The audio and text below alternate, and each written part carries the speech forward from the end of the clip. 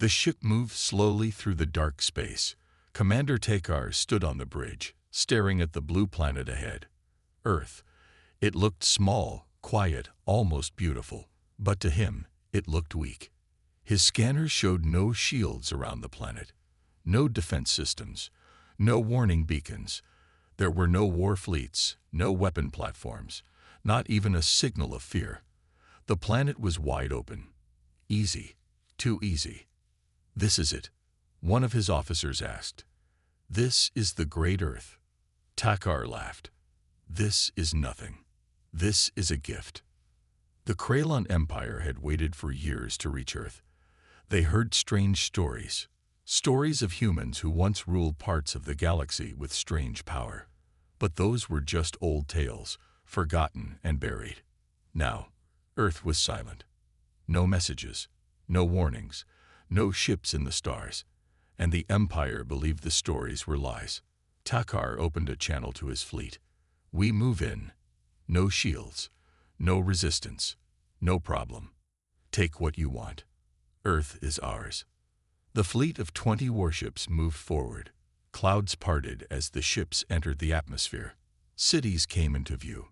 There were buildings, lights, roads, but no defense, no turrets, no laser systems. The humans didn't even hide. They just walked, like nothing was happening, as if they didn't care. Tekar felt insulted. "Are they stupid?" he asked. "Do they not see us?" One of the ships flew lower over a major city. People stopped and looked up. Some pointed. Some took pictures. No one ran. No one screamed. No one fired back. Tekar gave the order. "Land a scout team. Show them we're here." A small landing ship docked near the edge of the city. 5 soldiers stepped out. Their armor was strong, their weapons ready. They walked toward the humans, slow and careful. Then one of the soldiers screamed. The feed cut out. Tekar sat up straight. "What happened?" "No signal," an officer said. "All 5 scouts. Gone." "Gone?" Tekar asked. "How?" "No explosion. No sound. Just gone." He sent another team, this time with drones above. The soldiers walked into the same area. They reached a group of humans. Still, no one attacked. But then, the cameras shook. Static, darkness, and silence. Gone again. Tekar's eyes narrowed. Pull back the ships. Too late. One of the warships lost power. Its lights shut off. Its engine stopped. Then it fell, fast, and crashed into the ocean. No explosion. Just a deep, heavy splash. "What is this?" the officer shouted. "Earth has no weapons." Another said. "Nothing touched the ship." "Then why is it falling apart?" Tekar stood still, his eyes locked on the screen. One by one, the warships started blinking off the radar. No fire, no lasers. They simply vanished, as if they had never existed. And then something even worse happened. The moon moved. It didn't spin. It moved. Just a little. Just enough to let them know. Earth was watching. Tekar felt his chest tighten. "Retreat," he said. "Get us out of here. Now." The fleet turned. What was left of it? Only 6 ships remained. They raced away from the planet, but something followed. Not ships. Not missiles. A feeling. A pressure. A deep, cold fear that filled every room, every hall, every mind. One officer dropped to his knees. "Make it stop," he whispered. "Please." Another screamed. "They're in my head. The humans. They're inside." Tekar looked at the stars in front of him. The path home was clear, but Earth was behind them now, and it felt like it was still looking. When the fleet reached safe space, only 3 ships remained. Tekar sent a message to the Empire. "Do not attack Earth. Do not return. It is not weak. It is not alone. It is something else." The message was ignored. The Empire sent more ships. None returned. Earth never fired a shot, never raised a shield, never spoke. But something old had woken, something that needed no weapons, because Earth was never defenseless. The Empire didn't believe Tekar. They thought he had failed. They thought he was weak, scared, or maybe lying. But his message still made the High Council nervous. 3 warships returning from a mission of 20. No weapons fired. No enemy in sight. Still, they chose to act. They sent a second fleet, bigger, stronger. 50 warships, thousands of soldiers, all trained, all armed, all sure Earth was nothing but an old, quiet planet waiting to be taken. But as they moved through the dark space toward Earth, something strange happened. A signal came, not from Earth's surface, not from any satellite or ship. It came from deep inside the planet. It was a simple message. Turn back. This is your last chance. The signal had no voice, just words. But the words came into their minds like they were being whispered by something behind them. Fleet Commander Vurek frowned. Scan the source. We can't, his officers replied. It's not from a machine. Vurek growled. Prepare weapons. The ships moved in closer. The second signal came 5 minutes later. Not in words, in memories. Every soldier, every captain, every officer saw something. They saw images of old Earth wars. They felt the heat of fire, the screams of soldiers, the terror of fighting humans who refused to fall. They saw humanity's pain, its rage, its never-ending fight to survive. And then the vision stopped. Half the fleet wanted to turn around. The others didn't believe it. They said it was just psychological warfare. Tricks. A weak planet trying to act strong. But Earth had not fired a single weapon. Vurek stayed silent. Then one of the warships, the Pride of Gorak, lost all contact. No signal, no damage, just gone. The commander of that ship was his brother. Vurek stared at the empty space. Where did it go? His officer whispered, It's not there anymore. It didn't explode. It didn't crash. It just isn't there. Another ship blinked out of existence. Then another. And another. One every 2 minutes. No lights. No sound. No warning. Gone. Vurek gave the order. Send a drone. Let's see the surface. The drone dropped through the atmosphere. It showed forests, oceans, cities, roads, humans walking, talking, laughing. No weapons detected, the tech officer said. Nothing at all. Zoom in, Vurek ordered. The drone focused on one street. A little girl stood there. She looked up, smiled. Then she waved at the drone. And the drone melted. It didn't explode. It didn't fall. It just dissolved. The screen turned black. Vurek stood frozen. Recall all ships, he said. Now. But it was too late. A voice echoed inside every mind across the fleet. Not a voice of anger. Not a voice of hate. Just one word. Warning. Then silence. Ships powered down. Lights flickered. Weapons systems failed. But Earth never moved. No army launched. No fighter flew. No shield shimmered. Just one message, repeating in every alien language. We are Earth. This is your last signal. There will be no more. Vurek barely escaped with 5 ships. The rest disappeared. Not destroyed. Not even dead. Just erased. The second fleet returned. Broken. The Empire finally paused. Across the galaxy, leaders met. Some laughed nervously. Others planned more attacks. But the smart ones, the old ones, remembered the stories. The humans were never known for their weapons. They were known for what happened after they were attacked, for what they became when threatened. And now, they were awake. Some planets stopped trade with the Empire. Others cut communication. Everyone watched Earth from afar. But Earth did not speak again. It did not warn again. It simply waited. And the galaxy finally understood. This was not the weak planet. This was the planet that didn't need weapons. The galaxy held its breath. 2 fleets had gone to Earth. Almost none had returned. Earth had not fired a single shot, launched a single ship, or even spoken again. Yet everyone who came close vanished, fell silent, or ran in fear. But the Arvani Dominion did not believe in fear. They were the strongest empire in the Outer Rim. Their weapons were sharp. Their minds were cold. Their pride was high. When they heard the Empire's fleets failed, they laughed.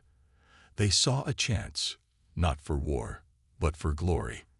Earth has no shields, said High Lord Krell. No weapons, no defense.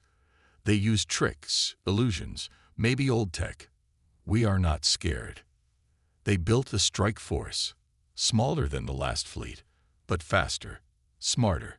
Their ships carried bombs that could destroy moons. Their soldiers were trained from birth to feel nothing. No pain, no love, no fear. They launched the attack on Earth without warning. They didn't send a signal. They didn't ask for peace. They came to conquer. As they entered Earth's system, they saw nothing strange. No defense grid, no radio silence, no movement, just the same calm, blue planet. Quiet, open. The lead ship locked onto a target, a power station near a large human city. The order was given. The missile launched. It never hit. Halfway to the surface, it stopped in midair. It froze. Not exploded, not destroyed. Just stopped. And then it turned. The missile slowly aimed back at the ship that fired it. The crew screamed. They'd fired countermeasures. They tried to stop it, but the missile did not listen. It moved faster than light, and in one flash, the lead ship was gone. Now the other ships panicked. They began firing everything they had. Bombs, lasers, ion storms, even black matter beams. The sky over Earth lit up like 1,000 suns, but nothing hit the ground. All weapons stopped midair, like they had entered water. They floated for seconds, then vanished. The ships tried to scan what happened, but their systems failed. And then the stars disappeared. No, not the stars. Something covered them. A shadow, a shape. Massive, silent. It wasn't a ship. It was Earth itself, but larger, deeper. A second version of Earth, behind the normal one, glowing slightly, breathing, alive. The soldiers stared in silence. One by one, they dropped their weapons. One whispered, "What is that?" Another said, "Is this the real Earth?" Suddenly, the air inside the ships grew heavy. Not hot, not cold, just heavy, like the air itself was watching them. Then came the dreams. Not sleep, not visions. Dreams. The soldiers saw human history, every pain, every war, every scream of a mother losing her child, every cry of a soldier dying far from home. They felt it. It wasn't fake. It was real. It was inside them. One soldier pulled off his helmet. Tears ran down his face. "I don't want to fight them," he said. "I just want to go home." High Lord Krell shouted, "We do not feel." But then he saw it too. He saw fire in the sky, tanks in mud, planes crashing, a boy holding a flag over a destroyed land. The human spirit, the will to survive, the rage, the hope, the pain. Krell dropped to his knees. He finally understood. Earth was not defending itself. It didn't have to. The real defense was what Earth remembered, what its people had lived through. Their emotions had become something else, something powerful, something alive. They didn't need guns. Their memories were enough to destroy armies. The Arvani Dominion turned back. What was left of them? Earth did not chase them. Earth did not destroy them. But every night after that, the soldiers dreamed of Earth, of voices calling, of feelings too big to hold. Earth had entered their minds, and now it would never leave. In the Galactic Council, one ancient alien said quietly, "You don't invade Earth, you survive Earth." The room was silent. No one argued, because they all knew now. Earth's first strike had not been with weapons. It had been with truth. The galaxy was changing. Across star systems and empires, one name echoed in every meeting, every command center, and every war room. Earth. The humans had no shields, no weapons, no war fleets, and still, they were unbeatable. 3 fleets had tried to reach them. All had failed, not because of human firepower, but because of something no one could understand. Some called it fear, others called it magic. But a few began to whisper a different word: shield. Not one made of metal or force fields. An invisible shield, one that protected Earth from anything that wanted to harm it. Something ancient, something alive, and still, no one knew what it really was. In a cold corner of the galaxy, far from Earth, a scientist named Dr. Velk studied old human signals. He was not part of any empire. He had no army. He had only questions and fear. He had watched the destruction of the fleets. He had listened to the broken messages, and now he sat alone with screens full of data from Earth. There was a pattern. Every ship that gets too close, he said to himself, starts to feel something. Not radiation, not weapons, emotion.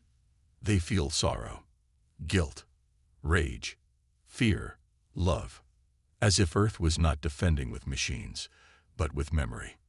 Dr. Velk stared at an old image of Earth, a small blue world, spinning slowly, so calm, so quiet. But that quiet was not peace. It was warning. Earth has no weapons, he whispered, because Earth is the weapon. And then something strange happened. His lab lights flickered. His screens turned black. And a voice, not from speakers, but from inside his head, said one word: stop. He froze. His heart pounded. His breath stopped. When the lights returned, all his files on Earth were gone. Deleted. Even his memory of what he had just discovered began to fade. Something had reached across space and touched his mind. An invisible shield. Not around Earth, but around its truth. Far away, in the galactic capital, the High Council met once more. Some leaders wanted to send a final fleet, stronger than anything before. Others refused. The humans are hiding something, said one warlord. We must break through. A silent elder rose from his seat. His skin was pale. His voice was soft. You think Earth is hiding, he said. But Earth is not hiding. It's warning. The others stared at him. He told a story, an old one, forgotten by most. Long ago, humans had spread to the stars. But something terrible happened. A war, a loss, and the humans left. All of them. Returned to Earth. Silent. Waiting. Why did they return? One asked. Because they made something, the elder said. Something too powerful. Something that watched over Earth now. Something that feels pain. And remembers everything. The room went quiet. Then a new report arrived. A small probe had passed near Earth. It was unmanned. Simple. Just a camera and a radio. But it never came back. Instead, the probe sent one final image. A human face. Just a face. But it was crying. Not from fear. From rage. The council stared at the image. None could speak. And then something even worse happened. The probe's signal, just a tiny radio wave, reached a nearby military base, and every soldier who heard it began to cry, without knowing why. That's when the council realized the shield was not around Earth. It was spreading. Earth's pain, Earth's memories, Earth's sorrow was reaching out, not to attack, but to warn, to anyone who would listen, to anyone who would dare. You cannot hurt Earth, because Earth does not forget. Earth does not forgive. Earth does not sleep. And the shield that guards Earth lives inside the fear of those who try to destroy it. They had stopped sending fleets. They had stopped sending probes. Now, the galaxy only watched Earth from a distance. No more attacks. No more challenges. But the fear didn't go away. It grew, because something strange was happening across many planets. People were dreaming. Not normal dreams, not about their homes or lives. They dreamed of humans. They saw fire and war, old tanks rolling across fields, children hiding in bunkers, planes falling from the sky, soldiers running into storms, shouting, bleeding, never giving up. These dreams were not soft stories. They were memories, human memories, and they were spreading. No one knew how, no one knew why, but they came every night, to soldiers, to leaders, to farmers and children. Even machines, AI systems built to feel nothing, started to break down. One robot in the Euler system began drawing pictures of human faces in the sand. It had never seen a human. When asked what it was doing, it replied, "They're coming." A scientist in the Zexan research ship locked herself in her room and whispered to the walls for hours. I saw her, a girl, holding a teddy bear, standing under a burning sky. She looked at me, and I felt everything. The galaxy was confused, afraid. Earth had done nothing. No signal, no ship, but somehow, everyone now carried a piece of Earth inside their mind. Some said it was a weapon, a memory bomb. Others said it was a cry for help. But those who knew history understood the truth. Humans never fought for fun. They fought because they had to, and they never forgot. Every pain, every loss, every scream from every war. They carried it all. And now, the galaxy carried it too. The High Council called an emergency meeting. "What is this?" shouted one leader. "Are the humans inside our minds? Are they sending dreams?" "No," said an old voice. It was the same elder who once warned them. "They are not sending anything. This is not a weapon. It is a door." "A door?" someone asked. The elder nodded. "A door to the human memory. We opened it when we attacked Earth. We woke something inside them. And now it remembers." "But how is it reaching us?" asked a commander. The elder looked at the stars. "Because the universe is made of memory, and humans feel more than any species we've ever known." One of the youngest council members stood up. "Then we must close the door." "But how do you close something that lives in the heart?" "You can't." And soon it got worse. A planet near Earth, a quiet world called Neru, began to change. Its people started building shapes they had never seen before. Statues of human soldiers, paintings of Earth's skies, music that sounded like human sadness. No one told them to do it. They just did. One child said she saw a man in her dream. He gave her a flower and said, "Tell your people to stop." That same day, her government voted to ban all future missions toward Earth. Then it happened again, on another planet, and another, and another. Earth was not attacking. Earth was remembering. And that memory was now inside the galaxy itself. It wasn't power. It was pain. It wasn't fire. It was grief. A quiet, endless grief that filled the stars like a soft voice, whispering, "You hurt us. We won't stop you, but we won't let you forget." Because Earth didn't need revenge. Earth only needed one thing to win. For you to understand what it means to feel like a human. And now, the galaxy did. The galaxy was quiet.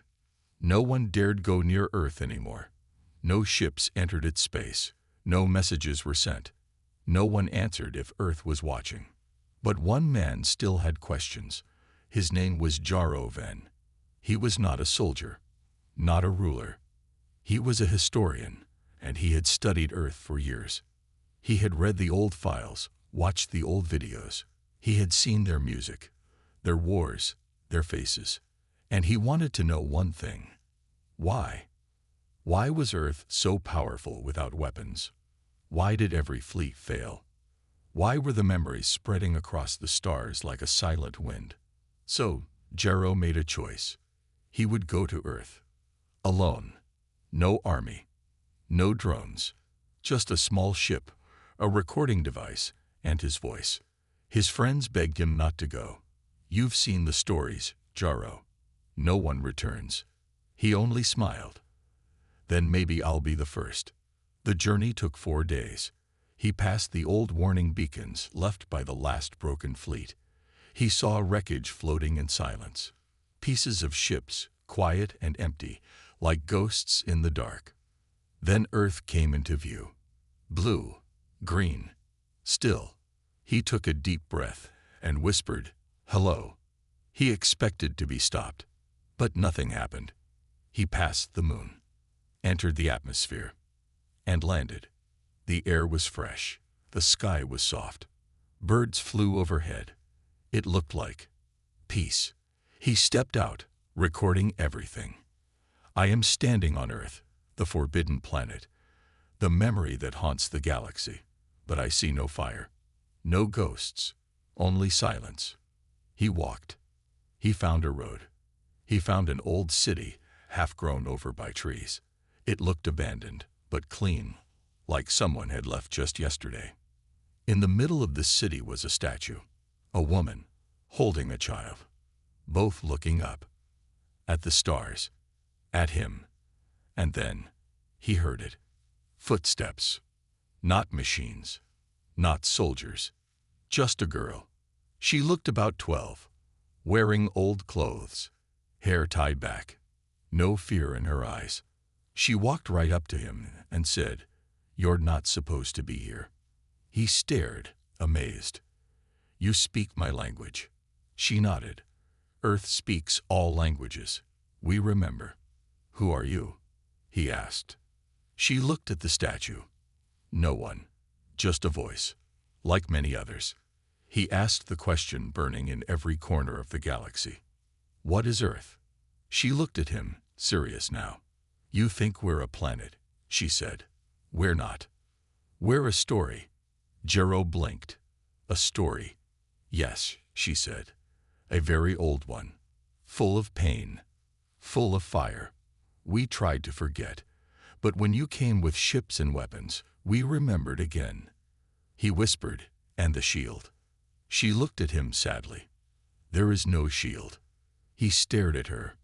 "But the fleets. You heard us. We didn't stop you. You stopped yourselves. We didn't show you weapons. We showed you truth. And truth is heavier than metal. Stronger than fire." Jero fell to his knees. He understood. Earth didn't need to fight. It only needed to show the galaxy what it meant to be human. To feel everything. To remember everything. The girl helped him stand. "You can stay if you want, but you'll never leave the same." He asked, "Why me? Why let me come?" She smiled, a little sad. "Because you asked." The others demanded. "You were the first to wonder. That matters." Jero stayed one more day. Then he left. He returned to his world. He carried no weapon, no secret code, no stolen technology. Only a recording. Of a girl. Of a voice. Of a truth the galaxy had forgotten. Earth was never defenseless. Because humans do not win with strength. They win with memory. And now that memory was part of the stars. Forever. The recording spread. Across planets. Across systems. Across the minds of leaders, rebels, soldiers, and children. Jero Venn had returned from Earth, alive. Unchanged on the outside, but different in the eyes. He carried no weapon, no map, just one small video. A girl on Earth, standing under a sky full of memories. She didn't threaten. She didn't beg. She simply said, "We're not a planet. We're a story." That video played in every corner of the galaxy. People watched. People listened. And most of all, people felt. For the first time in 1,000 years, entire species began asking questions. What did we forget? What did we become? Why are we afraid of a world with no weapons? And then came the echo. Not from Earth, from within. A whisper in the dreams, a voice in the stars. Remember, the galaxy had always believed power was about control. Ships, shields, lasers, empires. But Earth had shown them something else. Something older. Pain, love, rage, hope. Humans didn't just survive war. They carried it inside them, forever. And somehow, that memory had become a force. Not magic, not tech, just raw, human truth. And truth was now louder than any weapon. Some rulers tried to block the video. They banned it, erased it, punished those who shared it. But it kept coming back. Not from computers, from minds. People dreamed of Earth, felt its storms, heard its music, saw its broken cities and bright skies. They cried without knowing why, because Earth's memory had become the galaxy's memory. In time, the wars slowed, not because of peace treaties, but because those who started them now felt what it meant to lose, to hurt, to be human. The great armadas stayed home. The machines built for war were turned off. Planets once ruled by fear began teaching history, not just their own, but Earth's too. The story of a weak world, with no weapons, no shields, no armies, and still unbreakable. On a quiet night, years later, Jero stood under the stars again. Children gathered around him, asking questions. Was the girl real? Why didn't they fight? Will they come to us? Jero smiled. They don't need to come, he said. They're already here, in your thoughts, in your questions, in the way you feel more now. He looked up at the stars. You see, the humans taught us something powerful, something simple. The children waited. He said, the most dangerous thing in the universe is a species that remembers everything and still chooses to feel. That was Earth's defense. That was Earth's weapon. That was the truth that echoed. Forever. The end.